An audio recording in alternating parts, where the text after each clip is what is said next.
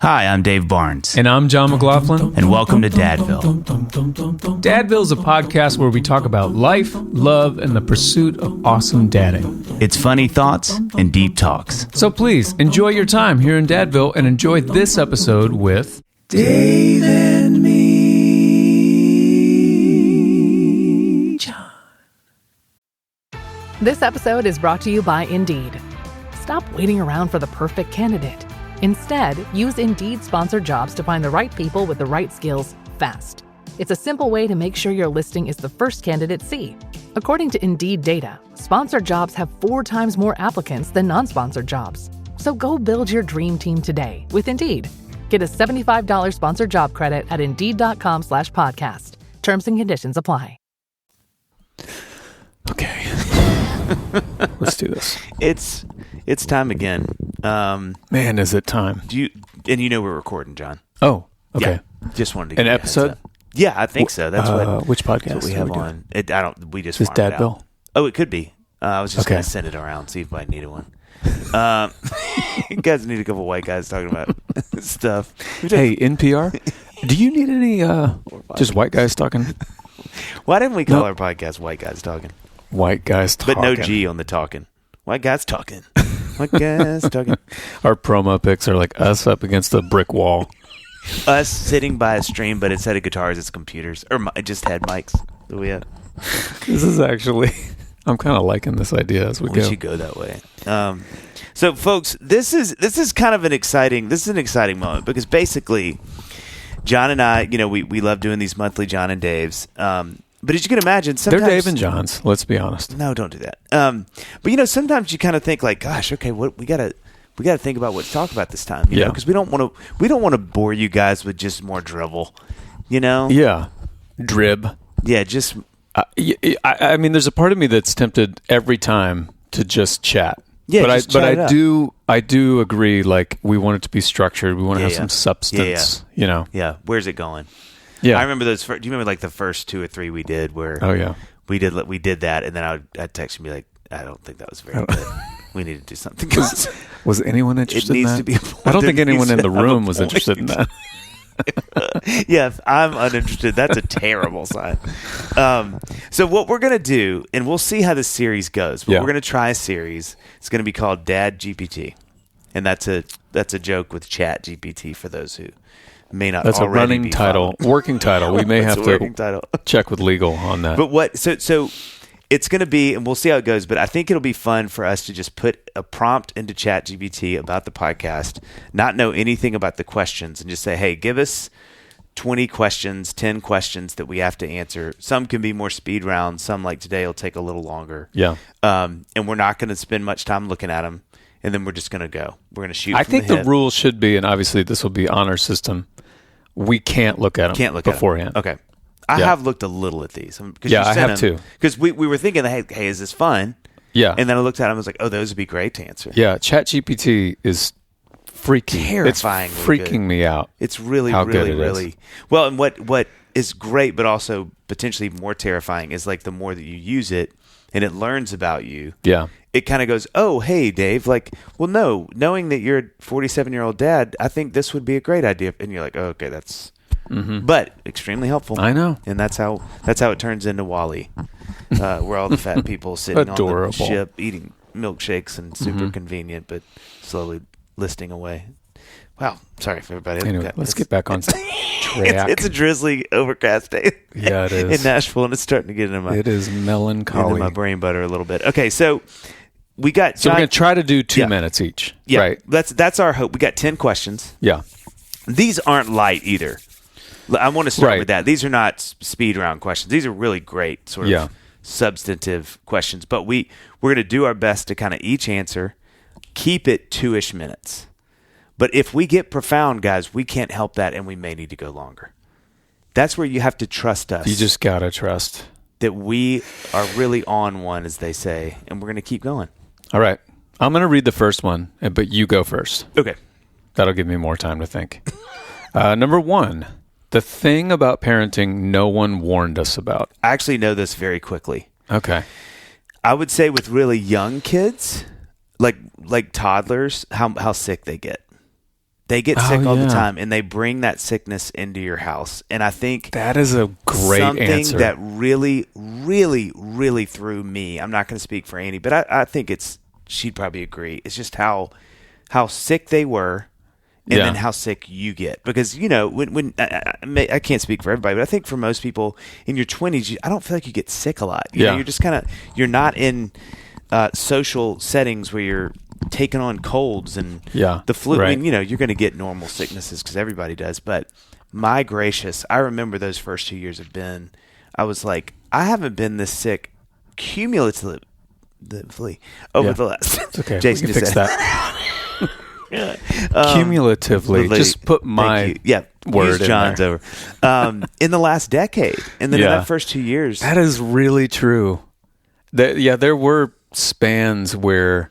And the apex of it was always Christmas time. Oh, yeah. Yeah, the colder it gets, you would be like, we didn't do half of what we had planned. Yeah. Because of somebody was sick. Yeah. And then you get sick. We had, during the ice storm last week, Brad and Allie, my brother and sister-in-law, and their son, Teddy, who's 2, staying in our back house. And, we were laughing because Teddy is just, he's always dripping from his nose. Like, and you just you forget that season – that's 3 months of that. It's not like, he's got a little. It's just, you're always wiping noses. I feel like it's like a year and a half of that, really, in child development. And you're always playing the game of patient zero. Oh, yeah. You're always trying to figure out, and then, we could do an whole episode, I'm sure if Annie and Amy were here, on the, sort of passive-aggressive sort of I bet, so-and-so was sick at the park the other day, and so they must have got it from, and you're like, and that's when it's your kid that they're referring to, oh, yeah. there's this, primal sort of don't say that my kid's patient zero. We had a conversation the other day with Sam, because Sam has had, a little something going on, and he didn't have fever that day, and we were like, third child, we get a lot more loose and off the hip with just take them, they'll be fine. We're like, first I was like, if it's below coughing, 105 temp, he's going to school. You're laughing, but it was with Ben, it was like if he coughed, we're like, we should probably keep him home. Yeah, Right. But I'm sure Sam has been patient zero 100 times in his life because we're just like, it'll be fine. It'll be fine. He's had tetanus so many times. The first thing that comes to my mind is very related to this. It's kind of just a more general way to say it, but it's nobody warns you that just don't make any plans about, and I've said this on here before, this was my only advice to newer dads, a friend who's about to have their first child. I'm like, just hold so loosely to any sort of expectation that you have. And I mostly mean it in the more granular daily things. Yeah. I have a schedule and I wake up at this time and I like to go and I have my whatever it is. It's maybe. Yeah, that'd be great. Probably not. Yeah.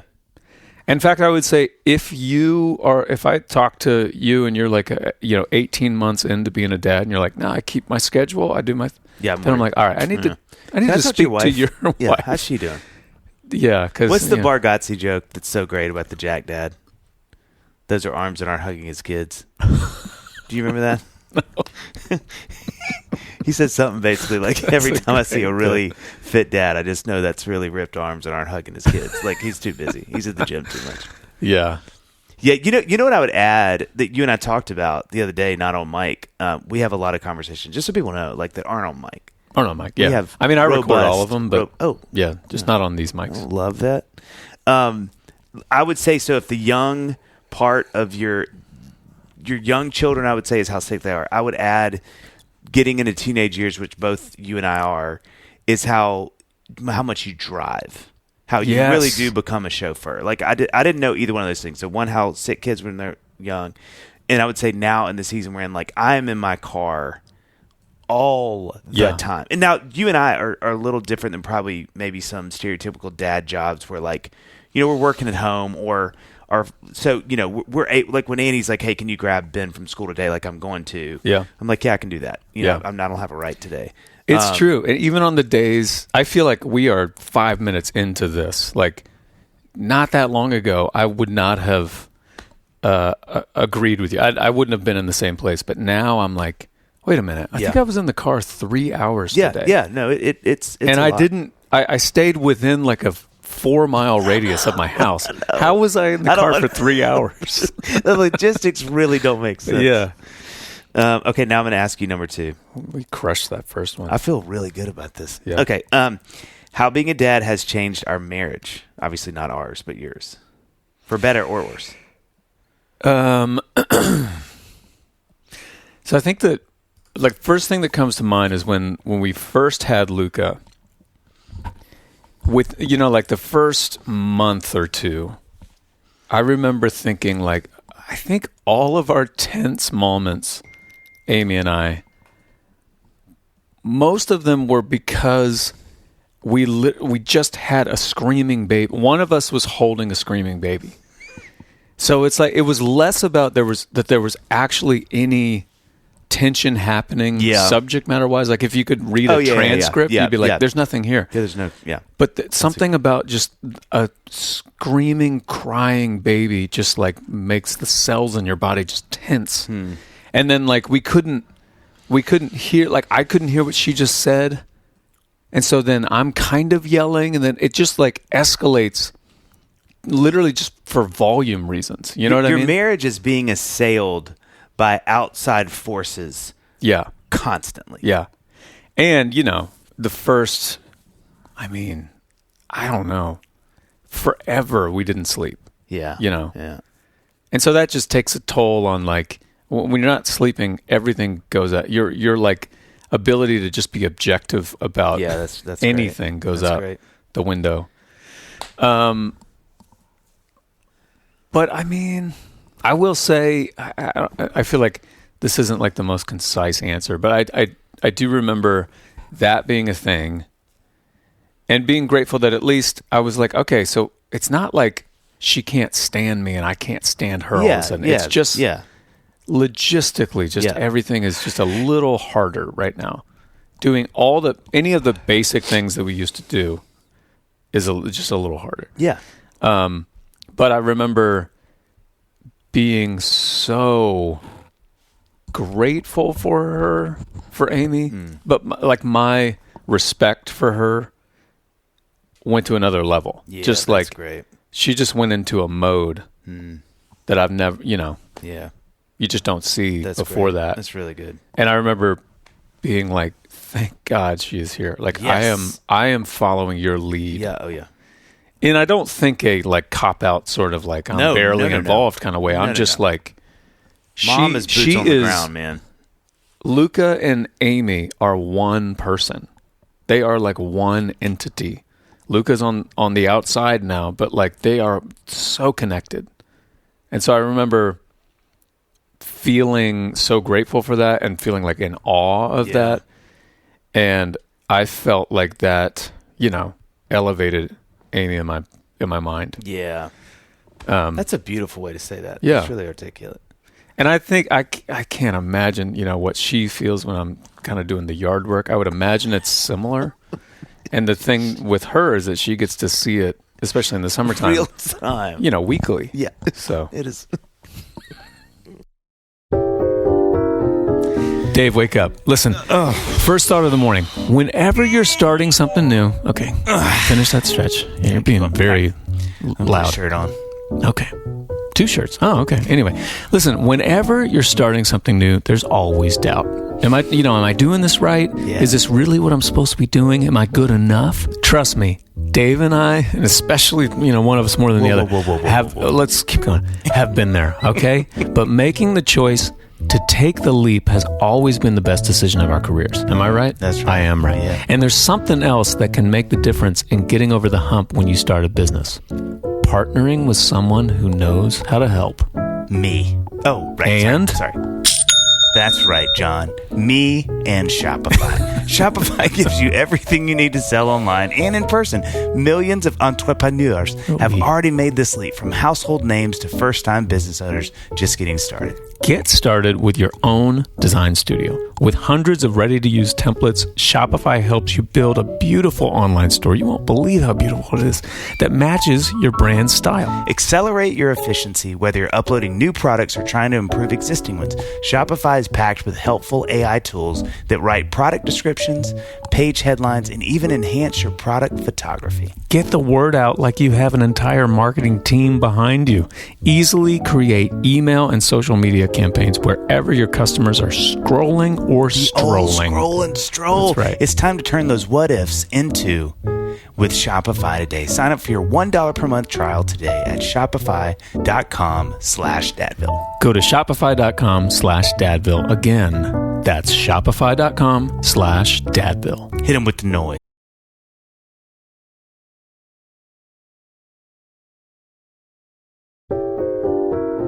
John, I want to say it. Want to say it. No, I want to say something. I love the pieces you're wearing today. Oh, thank you. This whole stuff. Yeah, well, it's a great collection of pieces. Where can you tell me? Would you say that they're well built? Like it's a well built wardrobe? Well, you are.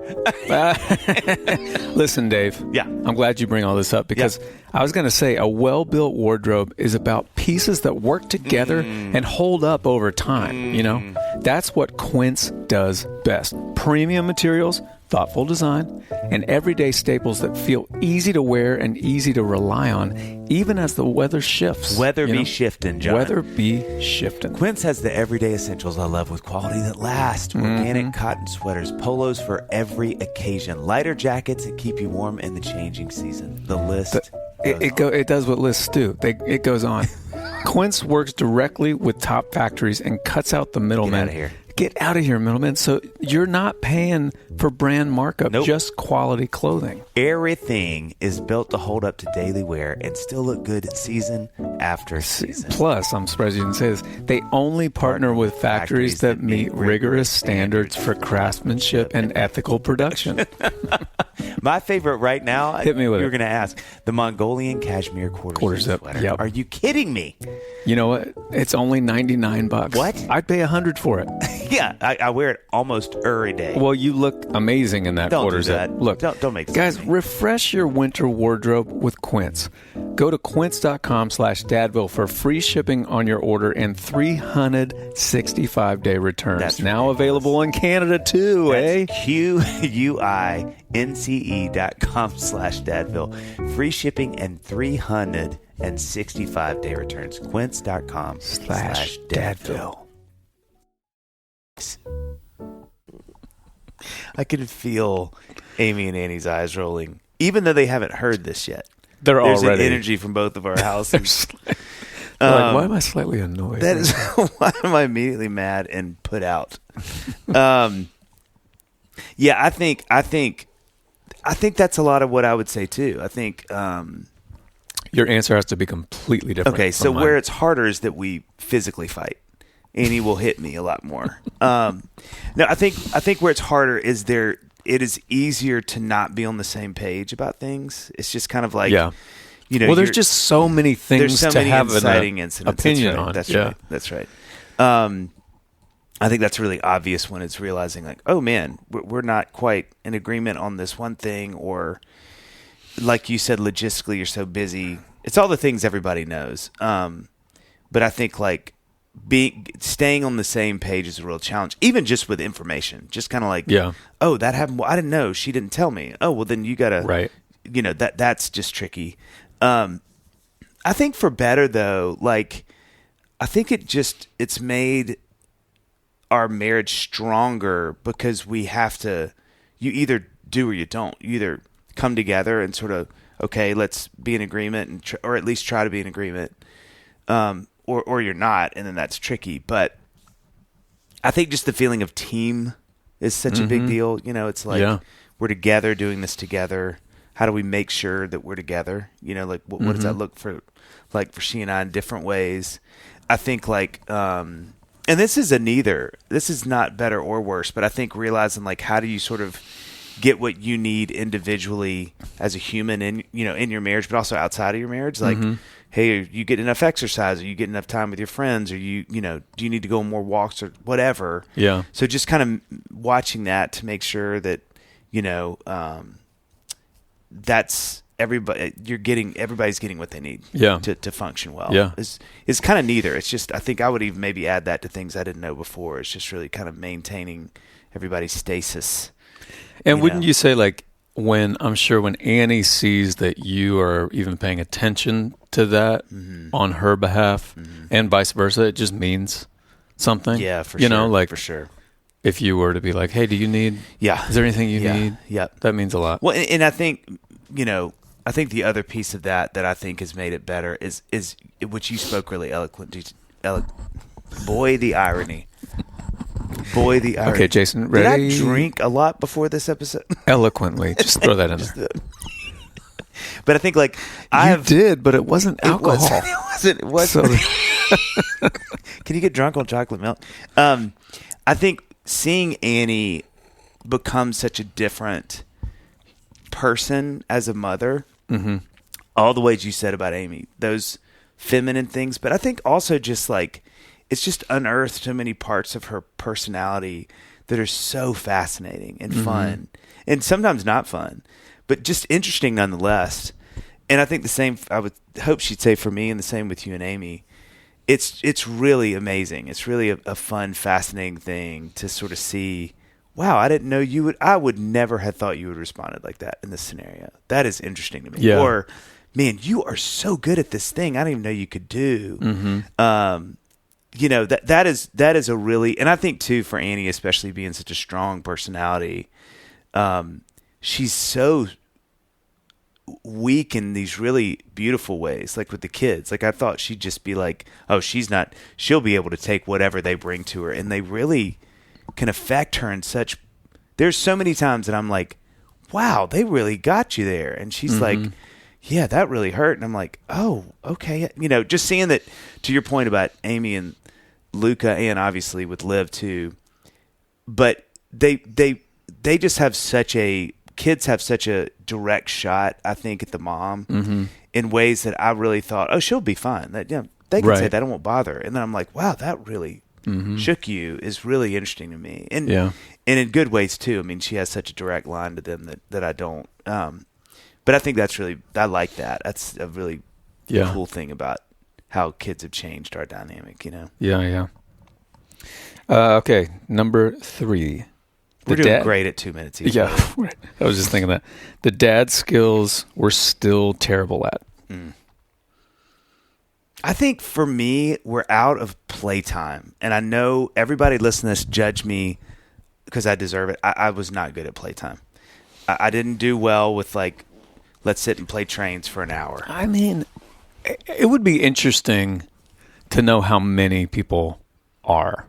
I think I'm surrounded by people that are, and that's what's problematic for me. I need to find more kind of deadbeat dads who are like, I just was on my phone when they wanted to play trains. I think that is typical. Like that was like tricky for me. I think I hate to say this, but it's true. And if I can say it, then we can deal with it. I still struggle with not being on my phone too much. I bought one of those bricks, which I think we talked about. It's been awesome. Yeah. Been really helpful. But it's hard for me not to just kind of like zone out or like get a text and then how did I spend 20 minutes on my phone when John just texted me about some random thing? Hey, don't drag me into that. John is always texting me. It's a different John. It's actually in my phone is different John. I think that's still a real struggle for me. But that's there's a long list of dad skills I'm not great at. But I would say right now it's just present is still a tricky thing for me. Like I have to really work to be present all the time. I think I'm getting better at it, which is great, but that can be tricky. It's funny how I'm sure the brick thing is great in this. I mean, this is the whole purpose of it, but when, like at night, when we go upstairs and kind of do bedtime stuff, I will sometimes bring my phone. I mean, I used to bring my phone up all the time because I always have my phone on me. So I would just have it in my pocket. And there would be some times when like the girls would want me to just sit in their room until they fall asleep. And so, and that could be 5 minutes. That could be 25 minutes, you know? So it's nice to have my phone so I can just sit there but I've been trying to just leave it in the drawer in the kitchen. That's great. And go up. And then that's like one decision. If I make that decision right now, then I'm not going to come back down and get it. Yeah. So if I can just get up there without my phone. Yeah. And I mean, I'm like you. I feel like I'm on my phone too much.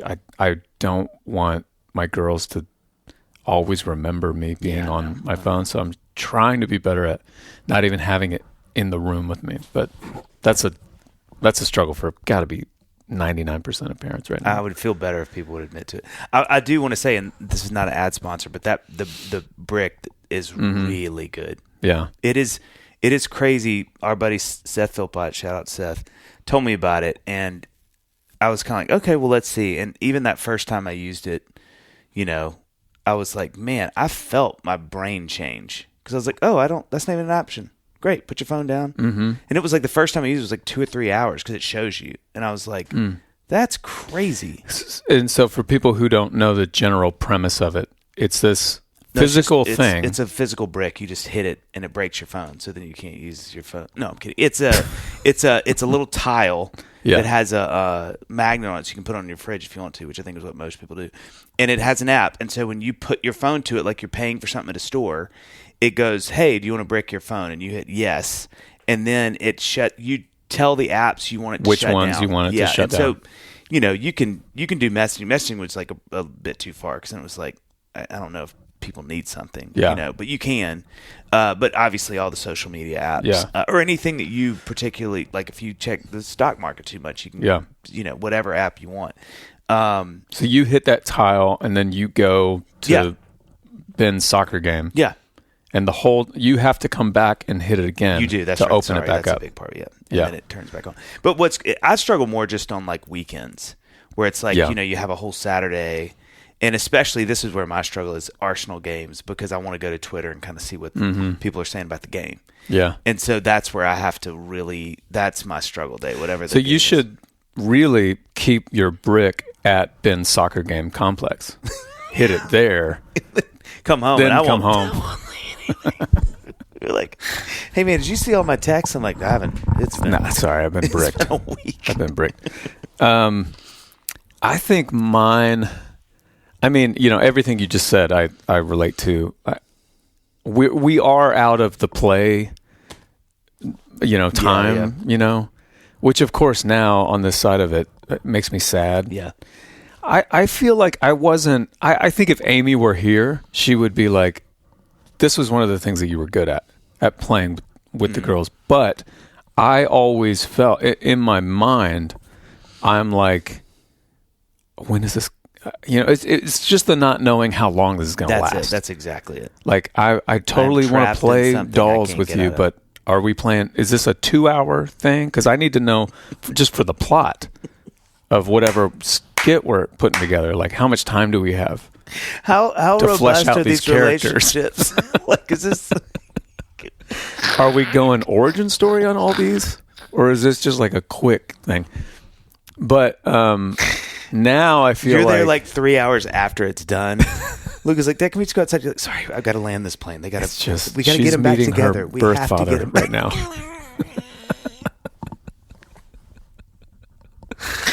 That's so good. I feel like the thing now that I feel like daily I'm kind of rough at is not just discipline follow through, but like any sort of parameter follow through on like, okay, well, hey, listen, you like most recent thing is like Luca went this morning and she like walked down and got like breakfast with her friends, which I love. It's one of the things that I love about our neighborhood. Yeah. So you can do that. But she, the girls get an allowance and they both have their little accounts. They're like debit accounts. And Luca's out. Luca's broke. She's rolling. She's broke. And so I was like, you've already spent next week's allowance, and I'm trying to be on top of it, So I'm like, you can't spend now the next week's allowance. That's just, I'm not going to let you get into debt too far. So but I was like, I want her to go and hang with her friends. So I told her this morning, I was like, hey, you're going to have to do some extra chores and you can make up, the money. And she was like, okay, great. Knowing full well, like 50% chance Dad just forgets that this conversation happened. It's not even that you don't enforce it. You just forgot. I just forgot. And just following through on like, okay, I said that on Wednesday to Luca. And then I know I had her do like Livy's part of the dishwasher. Okay, so but is that enough? Is that $1? And then come like next Monday, she'll be like, well, I already did this, whatever. And I'm like, oof, did you? Well, I don't remember, Yeah, you're toast. It's just, there's so much to remember. It sounds like maybe for someone listening. If we write a Dadville book, I really want it to be called There's so much to remember. Our thoughts on parenting. And if Amy were here, she'd be like, are you trying to remember this stuff? You're trying. Oh, this is you trying. Okay, duly noted. But I think that's my answer. It's just remembering just parameters that have been set, discipline or otherwise, or like rules that we've put in place. Like, hey, when you come home, you can't be on any screen until all homework's done or whatever. Yeah. And then it's like, well, there's no homework this week. Well, now what do we do? Oh, yeah. Didn't we say Amy and I agreed on something? Quote unquote. That'd be the other title of the book. Yeah. Amy and I agreed on something, ... And then just you looking confused. And then Dave texts me an Instagram reel. And then next thing I know, she's been watching TV for 3 hours. You're watching random Herbie Hancock live piano videos. Okay. What are we on? Number 4? Yeah. We're doing great. We're doing great time-wise. This might be a 3-parter. Yeah. The lie we believe. No, you know what we're gonna do? What? We're sticking to 2 minutes, starting now. Okay. We're gonna go fast. Here we go. 4. The lie we believed about what makes a good dad. I think what I am leaning really hard on is that presence really matters more than I think it does. So all of the little nuances that really matter, all of those things matter, like the conversations you have in the car, and obviously those are really important. But I think what I think is true too is that just being there, dinners with your family every night, or sitting and watching something together, I think that matters more than I thought it did. And I think it covers probably a more multitude of sins than I think we think that does. Mm-hmm. And I think what kind of presence is different? Like, are you on your phone? Those things matter. Do they feel like you're mad at them even though you're sitting there with them? Those things matter. But I just have this suspicion that it's easy to get caught up in the minutia of every conversation matter? Am I asking all the right questions? Yeah, right. Yes.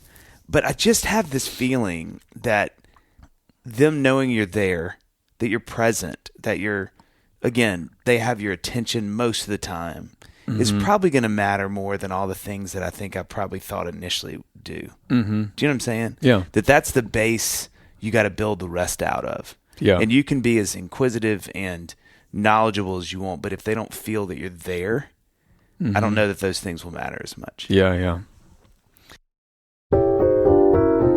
John, Dave. Well, no, let me go. I have something to say. I thought we were. I don't like to think of myself as someone that's insecure.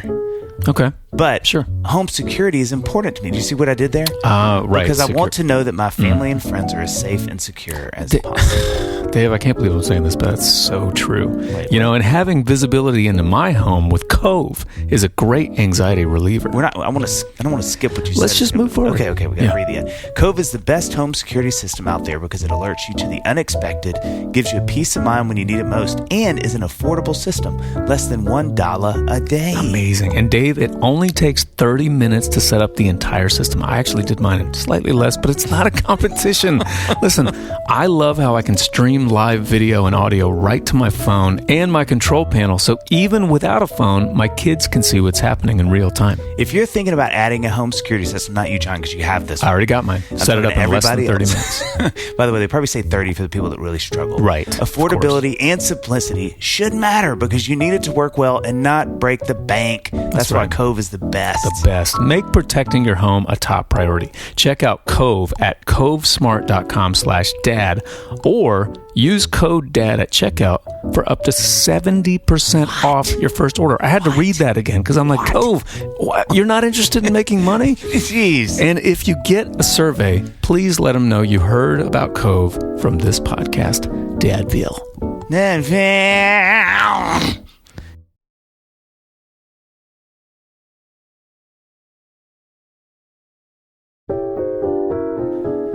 You know, one of the things that I'm kind of already missing from recently celebrating the holidays with my family are all the great homemade recipes that have been perfected over generations, you know?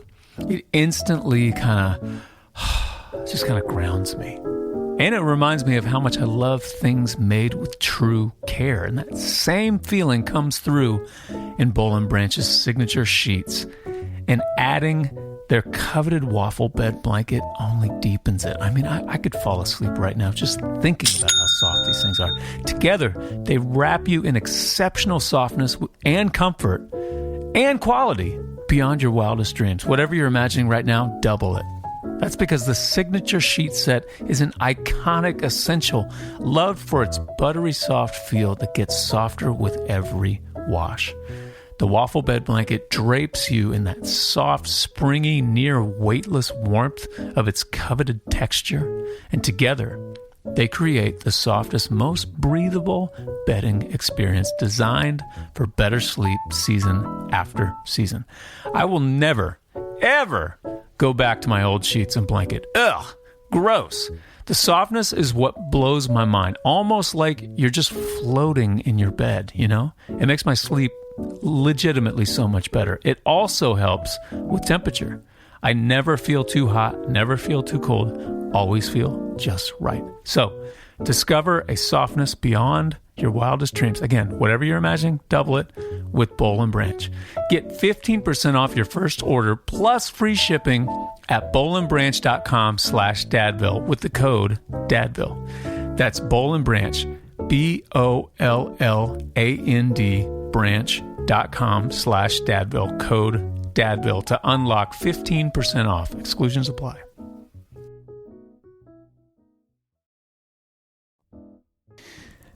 I think the lie I believed about what makes a good dad is like this. I step in when it's like, hey, okay, enough. I'm putting my foot down. I'm stepping in. The paternal and foot down. Yeah. That's just not... That was something that I tried... That was a role I tried to assume. And it's not helpful. Yeah. And maybe, you know, of course, I can only speak for my family. Maybe it is helpful in a bunch of other situations, but that just was not helpful. You know, and I eventually had to realize, like, all right, I'm done with this. Yeah. This is over. Yeah. I'm not going to... I do think so much of parenting is reading your family, reading the room on your family. Mm-hmm. Kind of like, this thing that even work with my parents is not quite as effective or whatever, you know? Yeah. Well, and I think that's a big part of why I felt like I had to assume that role is that's what I remember growing up with, you know? So... Yeah. And it worked. Yeah. But it ain't working in my house. You know what I'm saying? All right, 5. We did good that time. What we're afraid of for our kids that we won't say out loud. Man. I mean, we only have 2 minutes for this one. Yeah. I mean,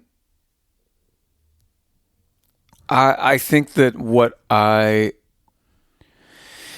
afraid as not just as a creative, but maybe especially as a creative. And I see my 2 girls who are love the arts, and I don't want the pace of our life and like what life looks like in 2026 in America to stomp out all the opportunities for creativity. You know what I mean? Like, I want them to be bored. I want them to have moments of just silence. Yeah. And I worry that I'm enabling this thing that I'm saying right now that I'm afraid of. I'm like, well, what are you doing about it? I mean, we're doing little things, but it's hard, you know. I want them to have, I don't know. There's just a real part of me that wants them to live in a different time, you know. Yeah, that's good. I want them to be forced into their own creativity to see what they come up with, yeah, you know, what they contribute. Because, you know, you and I both, like, man, creating in music for me is like, it's magic. It's this gift from God that I'm so grateful that I get to be, a part of. And I want them to have whatever that is for them. And I'm like, I don't know if this is, being on a screen, having this much access to, they're not on social media, but they like to watch YouTube, and just the attention span killers out there. It makes me worried for that. Yeah, I get that. I totally get that. I think mine is probably just that they would, how do I say this, fear, that they wouldn't know who they are. Mm-hmm. That there would be an insecurity around, like, they don't know who they are to be okay with themselves. Mm-hmm. That they would walk through the world feeling never quite where they are, or that, there's not a rootedness, and not just like, hey, you're my child and you're a Barnes or any of that, but as much just that God loves you and has made you wonderfully, and that's what you can know. Mm-hmm. And so walk through the world with that kind of confidence. Yeah. Not and be confident in that. And not any kind of arrogance or pride, but just that, there's a backbone there that can take assailment, as they move through life. I think that. Okay, season of parenting we're in right now and what it's teaching us.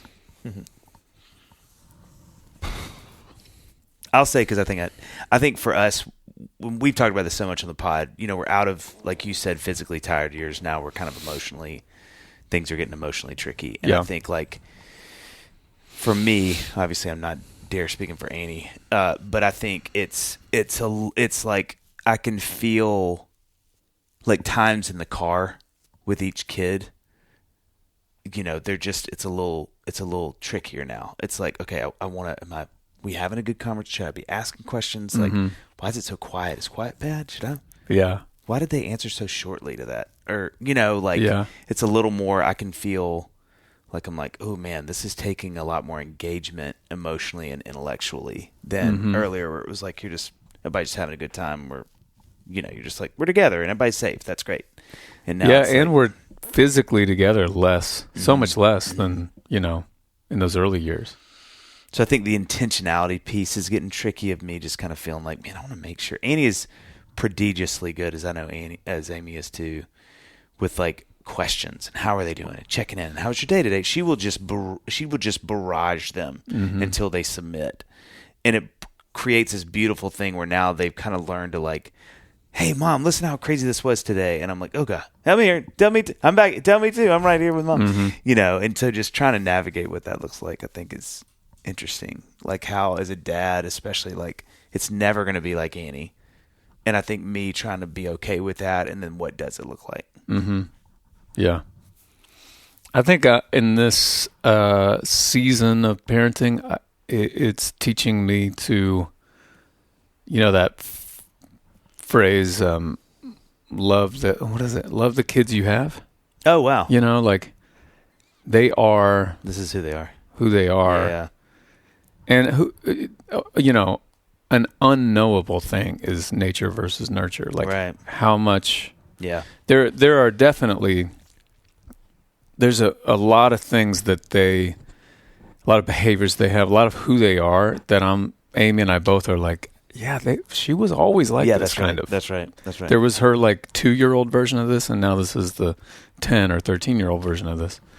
But yeah, like being kind of accepting in the great ways and in the hard ways that this is not going to look exactly how you thought it was going to look. Yeah.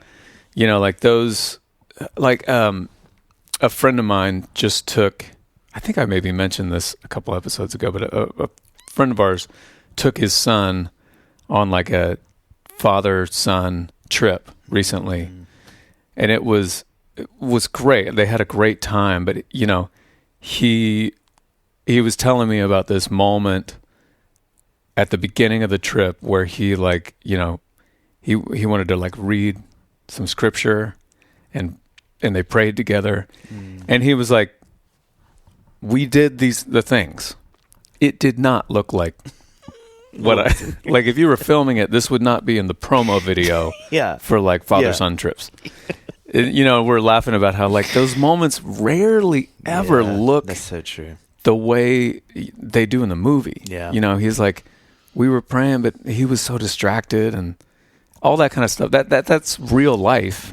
And so in that same way, it's like, you know, when Luca or Livy tell me that thing about what happened at school or whatever, it's not in the situation that I envision it being in. You know, it's quick and it's in passing and it's in bits and pieces over, you know, a day and a half, and then we rarely have the like heart to heart where we both are just having our full attention on each other, and just kind of accepting that, you know. Well, I mean, listen, this may be too high to take, but I really do. I have this feeling that the way that kids relate to a dad and mom is for different things. And I think like there's always going to be a more emotional bend with the mom.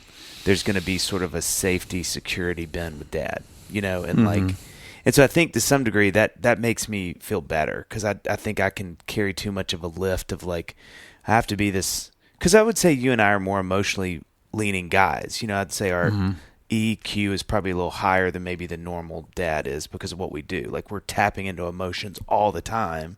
So we dabble a little more in that world than probably a lot of guys do. So I can think like I should be a pro at this. And then I'll get in the car with one of the kids and and I'm like, goo, why does this feel so gummed up? Or they're just not responding. And then Annie will ask them something and they're like teary. And I'm like, what? And I think just given the grace to go, hey, when I think about my parents, I definitely didn't go to my dad with heavy emotional things. I went to him with other questions. Mom was where I went, hey, this was like, I was really hurt today by my friend who said this thing, or me and the girl broke up. I said that once because I think I had one girlfriend. But you know what I mean? Like whatever that moment was, and she was there to go like, oh, honey, I'm so sorry. You know? And so I think like holding space for that takes a little weight off of me. Of going like, well, I asked him and he didn't say any of that stuff. It's because he didn't know, he wasn't even thinking to answer that way with me. You know, where he'll come to me with something else that's, you know, so, you know, I think there's something to that too. Which I'm going to say, we're going to skip 7 if that's okay, because basically we just answered that stuff we still don't know. That feels like something we just sort of dealt with, right? Also, if we're going to list the stuff we still don't know, there's no way we can do it in 2 minutes. It's too long. 8. How fatherhood changed our definition of success. Ooh, boy.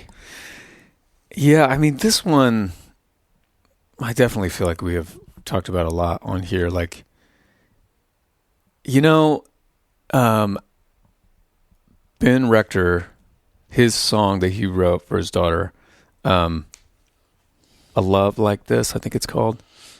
The bridge is so good. I've told him this, like, that song is great. I love that song. The bridge brings me to tears every time. And it's one of those great, like as a songwriter, it's written so well. It's just one line. There's no phrase, like it's not a phrase that repeats musically or anything. There's one phrase. And it's, the lyric is, it's funny how everything I dreamed about starts to seem so empty without you. I texted him that. and he said, and I may use he this didn't even in a tell me. song. He just used it's fine. It's fine. Yeah. Well, that's cool good. that you feel that way about Ben. And that's what's so be that open. It's because I sent it to Ben about Ben, but he then used it about his kids. No, that's good. That's really good. And that's really, I mean, it just takes all the, it takes all the sort of messy baggage off of success, I think, and adds a much more manageable. That's great. That's weight so well of said. just the practical, like, hey, I want Luca to go on this trip with her class or whatever. Like, so we're gonna have to. That costs money. Yeah. So let's make some money here. But I feel like, in a great way, it stripped just the baggage that I had going into it. Makes it a lot more clean. Yeah, I think. Well, I think too, and because I'm going to use yours as my answer too, and I would add, it also gives like, what's the point of this? Some heft. Like why? If I'm going to go do this stuff or have any of these achievements, successes in my career, it really isn't as fun if it's just for me to feel those things. It's so much more fun if then we can take a trip because of it, or the kids can come to that thing, or they can see me doing it or something that gives it context as opposed to just this vain,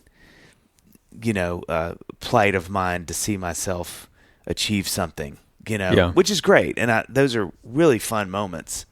But, now it's like, oh man, can the kids go, or can they see me do it? That's so fun. They can be like, oh, Dad, you did this thing. It also helps that way too, I think, that you go, oh yeah, now it feels a little more redemptive because it's not just this, hey, check me out, I did this thing, or I'm trying to do this thing or whatever. It's like, when I got that email from McCartney, I got so emotional telling the kids about it the next morning. That was maybe the best part of it, was me being able to say, hey, I got like, they started kind of laughing at me because I couldn't say it because I was crying. I got so choked up. But that was like, that's what makes it so fun, though. Is, of course, getting that from him is otherworldly, but man, to sit and go, hey guys, remember I wanted this thing to happen, and I get to share it with y'all, and you get to see me experience this thing is profound. It's so cool. Yeah. Okay, number 9, the moments that broke us and the ones that healed us. Parenting failure that you think about in a moment where you screwed up. What happened next? Small, quiet moment that was sacred. These are some of the suggestions. Yeah. Man,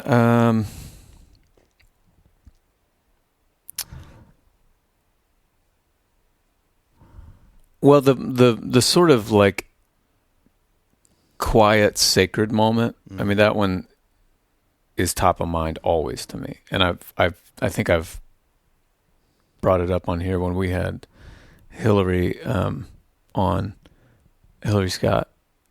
It was when I was driving around with Luca a few years ago, and I picked her up from someplace, and she was really sad. Oh, I remember this. Y'all listen to music. No, that was another time. Just kidding. That was a more recent one, but that was a great one too. But she said, "Daddy, I like being with you when I'm sad." And then the recent one was, we were driving around at night, and she played this song, "Memories." I wish that you would stay in my memories. I can't remember the guy's name, but I love this song.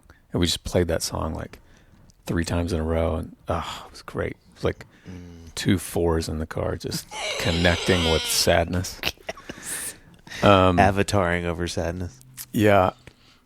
I had this is a lighter one. Obviously, I have many more of these, but the other day, Livy and I have kind of started this sort of tradition that on Fridays, she walks home from school, and I'll meet her halfway, and then we'll go and stop in this little restaurant, and she'll get a snack, and we'll just sit outside and chat. And I love it because she's so, I don't know what it is about it. Maybe it's like not being at our house. Maybe it's like, I don't know, it's Friday and school's done. She tells me everything. And I love these moments, or these Fridays. But she said, this last one where we went, it's loud in there, and it was a little hard to hear her. My ears are 43 years old. And so anyway, she said something about her, her folder or whatever. And then 2 minutes later, I asked her about the folder. There was this broken thing in her folder. And I was like, how'd that break? And she goes, this is how I know that you don't listen to me. And it was very light. Like she was like, you know how Livy's hilarious. She was giving me a hard time. And, I was like, oh, I'm sorry, you did tell me that. And, and I, like that night, I'm thinking about it. The next day, I thought about it like a dozen times. And again, it was like she didn't seem, it's not like she was crushed by it. But a couple of days later, I was like, Livy, I really want to, you remember the other day when we were at the place and I asked you about the folder and you had already told me. I was like, I'm really sorry. I like that. I've thought about that a lot. It really bothers me that you said it and then 2 minutes later I ask you the question. Whenever that happens to me, I don't like that. Yeah. I want you to know I do listen to you. I don't want you to feel like I'm not listening to you. And I'm sorry, And then, of course, I'm just relying on the words of Miles Adcox that the rip repairs. Or the repair. What is the phrase? It's about the repair, not the rip. Yeah, sure. Not about the rip. It's about the repair. Whatever. Go. Love that. But that was a moment where I'm like, John, come. And what's funny is like, you love these. These are like rare. And in the midst of this rare moment, I'm like the disciples while Jesus is praying, and he's like, hey, for the third time, can you just stay awake for just a few minutes? And then I'm just fast asleep, But yeah, well, the story, the one that comes to mind, probably the quickest, is that one I've told a million times, but I'll tell it again because I know we onboard so many new listeners every week. Right. But I'd taken, oh man, this is just so quickly comes to mind. I'd taken Ben. We were playing dad kids soccer with his team. So it was like we had gotten done with the season. So like, hey, dads, come bring your cleats. We're going to play with the boys. And they were probably 9 or 10. They were young. Maybe, yeah, that's about right. So you could just dominate. Oh, we killed them. They didn't score. And we started to use them to hit the ball. You just pick a kid up and use their head to kick the ball in. But we were playing, and one of Ben's really good friends did a slide tackle and just took me out. Like I had a bruise that was there for probably a month and a half. Like I don't know that I've ever had that bad of a bruise on my leg. And so when he hit me, I dropped. Even this is mid-40s, and he would have been 9 or 10. But his dad wasn't there. Sorry, the other, because we had to take him out, which part of the story. But the other coaches immediately ran out. It was that bad, and they were like, "Are you okay?" And I was like, but I yelled a curse word when I fell. And it really shook the kid. Because I kind of snapped at him because it hurt that bad. Yeah. And I just had a moment where I was like, and I was like, what are you doing? I really shamed him. I really hit him with the shame missiles. And I knew the minute that happened, I was like, Dave, what are you doing? Yeah, and right. I could see in his face, one, I've hurt a man, which is everybody kind of has that moment as a boy where you're like, oh, I like hurt my dad, or I hurt, whatever. Yeah. I could see that register. And then two, like, oh, he's mad, and I've done something really bad. So anyway, I kind of get it together. I couldn't play the rest of the game. That's how bad it was. So that we finished the game, and I'm kind of limping back, and I knew, like, I need to apologize to him. Yeah. Like, that was way out of line. So we get to the car, and I sit inside I open the passenger door, and I kind of sit, and I was like, hey, buddy, come here. And he is like, I'm about to get in more trouble. Like, this is where he goes, if you ever do that again. Yeah, right. And I was like, hey, I just want to talk to you in that moment. I mean, you've heard the stories many times, but he was very sheepishly walking up, and Ben grabs him, and he says, it's like I want to cry, but it's also really funny. He goes, hey, he's going to apologize. And he does this all the time, but just like let him say sorry. And it was so sweet because I said, hey, bud, like, I shouldn't have said that. I'm so sorry. I reacted. And he didn't, you could tell he didn't know what to do with it. It was really sweet. He was kind of like, it's okay. And I was like, no, it's not. Like, I should never talk to you like that. But that moment where Ben said, hey, it's okay. Like, he's just going to apologize. I was like, oh, that is all I want him to know. Is it like, he has a dad who apologizes. But I think that's such a marquee moment for me in that thing of like, this is what I hope they take from me. Is like when I do something bad, that I do apologize for it. And that has always been such an Ebenezer moment in my life of like, God, thank goodness. Even if it's just been that they feel and they know that, so that's it would have been great if you, like, he came up to you and you pull out a red card. But on the red card, it says, I'm sorry. Oh, sorry. Right. DaveBarnesMusic.com. At Dave Barnes. Just has a couple tour dates. And then I just start giving those to QR people code throughout the world. Hey, buddy, red card. But while you're there. Okay, finally, here we go. What we hope our kids say about us someday. Ooh, boy. This is like what we used to ask. I was going to say, that's turning the tables on us. We haven't asked this question in a while. I don't know. There's so many things. I have more focus on what I hope they don't say about me. But I think mine is kind of simple. I think it's just that I feel like I say some version of this a lot, but like just that we're together, that no matter, like we have a relationship, that like that they're like me and Dad we're together. Like we get in fights. Dad's gotten mad at me. I've gotten mad at him. He said stuff he kind of apologized for later. I've said some things, but like we're in relationship. Yeah. That's probably it. I think like that's a big deal to me,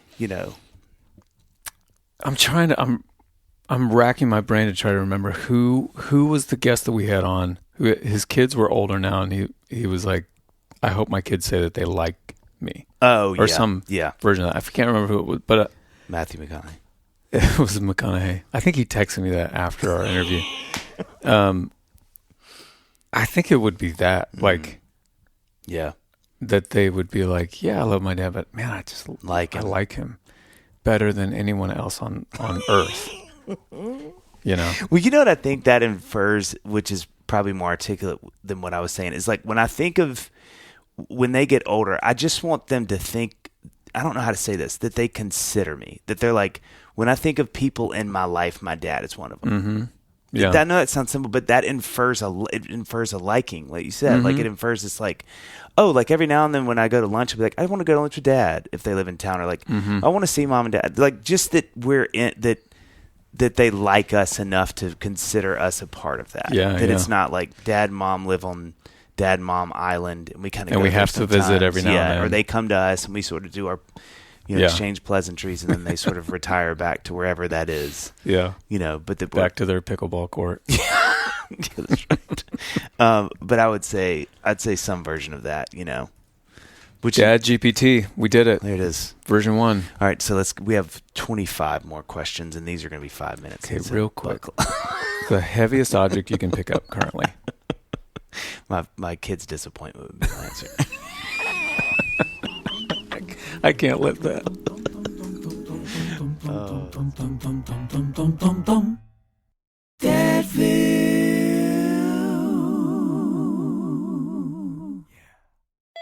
LifeLock, how can I help?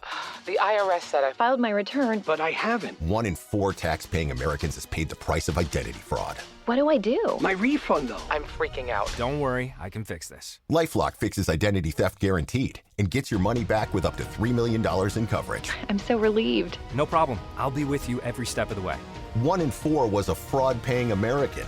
Not anymore. Save up to 40% your first year. Visit LifeLock.com/podcast. Terms apply.